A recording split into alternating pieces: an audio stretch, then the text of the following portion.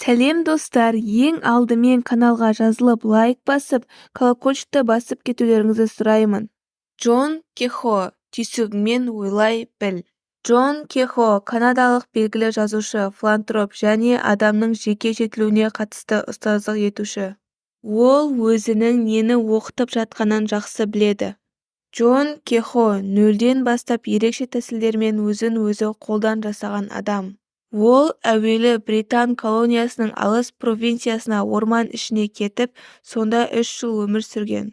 Онда Джон Кехо қандай жағдай болмасын аман қалу мүмкін екеніне көз жеткізді. Жеке жүріп, Джон Кехо медитациямен айналысты, қоршаған табиғаттың заңдылықтарына үңілді. Ол қаланың асығыс-үсігіс өмірінен және әлеуметтік ережелерден ұзақта, мидың жұмысы мен оның әлеуетін толыққанды пайдалану мүмкіндігін зерттеуді мақсат тұтты. Түрлі ғылыми және рухани дереккөздерден ақпарат жинап және өзінің жеке бақылауы мен тәжірибесін пайдаланып, Кехо өзінің мидың күшін дамыту бағдарламасын ойлап тапты. Осы бағдарлама бойынша өзі жасаған принциптер негізінде ол адамдарды оқыта бастады және осы кезге дейін 100 мыңдай адамды оқытып, өз тәсілін әбден жетілдірген соң, достарының көмегімен дәрістерін қағазға түсіріп, кітап етіп шығарды.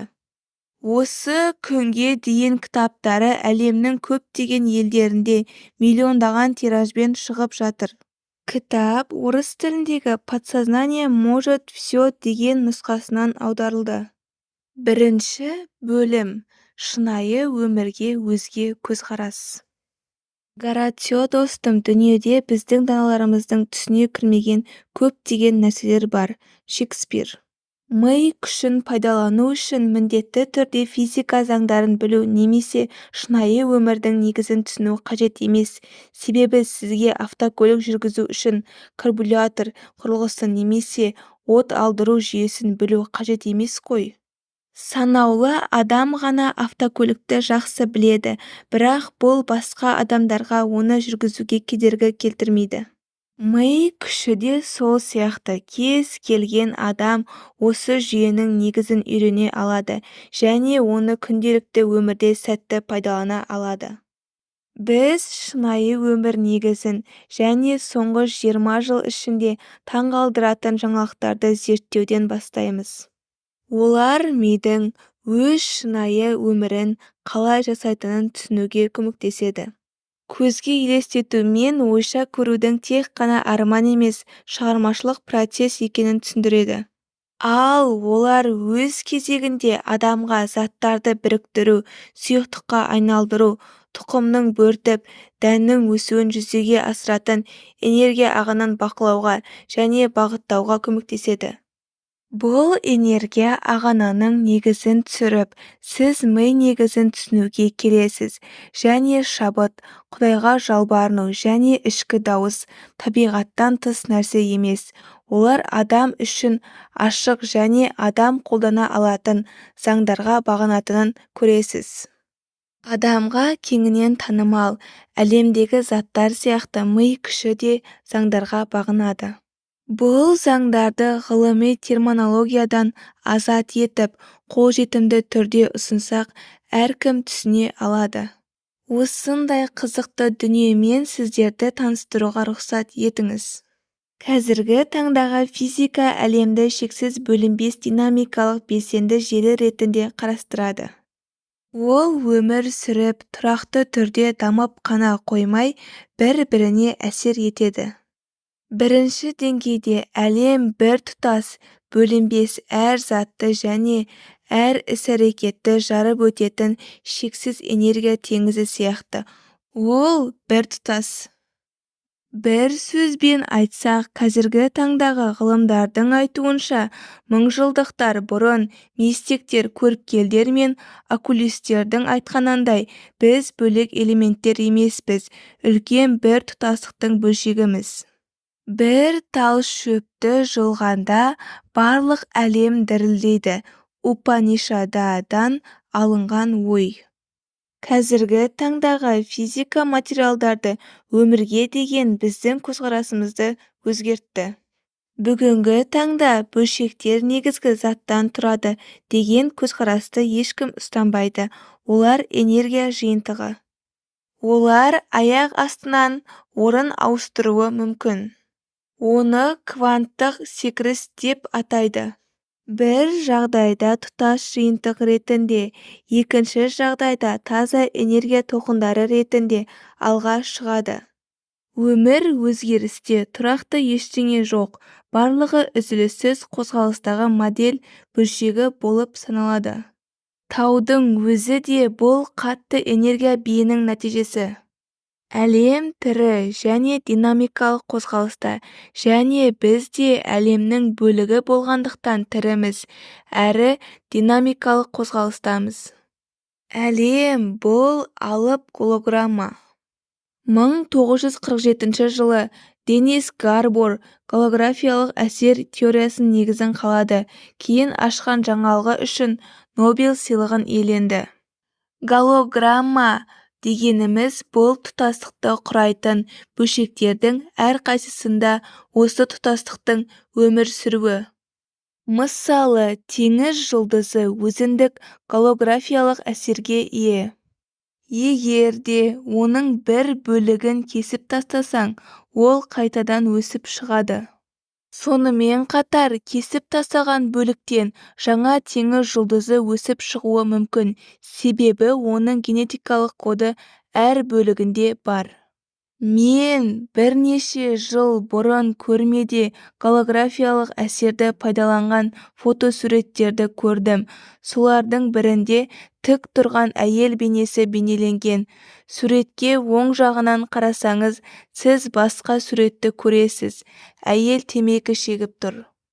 Егер де сол жағынан қарасаңыз, сурет өзгеше бейнеге енеді. Әйел еркелеген позада бейнеленеді. Егер де кенеттен бұл сурет жерге құлап, ұсақталып сынса, сіз ойлағандай, әр сынақта әйелдің аяқ киімі немесе көйлегі болмайды. Керісінше, әр сынақта әйелдің толыққанды бейнесін көресіз. Кез келген сынықты жан-жағынан қарасаңыз, суреттің қалай өзгеретінін байқайсыз. Бірде әйел темекі шегіп тұрса, екіншісінде әйел еліктіретін позада тұрады. Әр сынықта толыққанды суретті көре аласыз.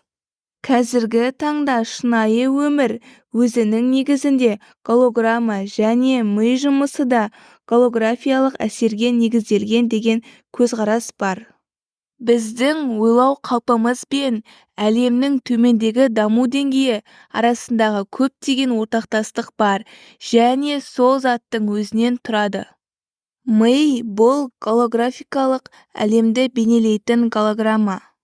Осы таңғажайып идея авторы Лондон университетінің физигі Эйнштейннің шәкірті Дэвид Бом және жаһандық кванттық физика ғылымының қайраткері әрі Стэнфорд университетінің нейрофизиологы Карл Прайбрам саналады. Олар өз жаңалықтарын бір-біріне тәуелсіз түрлі ғылым салаларында жұмыс істеу барысында ашты. Бом кванттық физиканың құбылыстары мен процестерін дәстүрлі теория арқылы түсіндіру барысында бірнеше рет сәтсіздікке ұшырап, әлем голографиялық табиғат деген шешімге келді. Прайбрам адам миын зерттеу барысында дәстүрлі теориялар оның көптеген құпияларын шеше алмайтынына көзі жетті. Екі ғалым үшін де голографиялық модель мағынаға толы болып, бұған дейін жауапсыз қалған сұрақтардың жауабына айналды. Олар өз жаңалықтарын 20 ғасырдың 70 жылдарының басында жариялады. Ғылыми орта олардың жаңалықтарына үн қатты, бірақ өкінішке қарай ғылыми ортадан тысқары бұл жаңалық кең танымалдыққа ие бола алмады. Кейбіреулері оларға күмәнмен қарады. Қай ғылыми теория болса да бұл жағдайды басынан кешірген. Бірақ жаһанның алдыңғы қатарлы ғалымдары олардың жақтастарына айналды.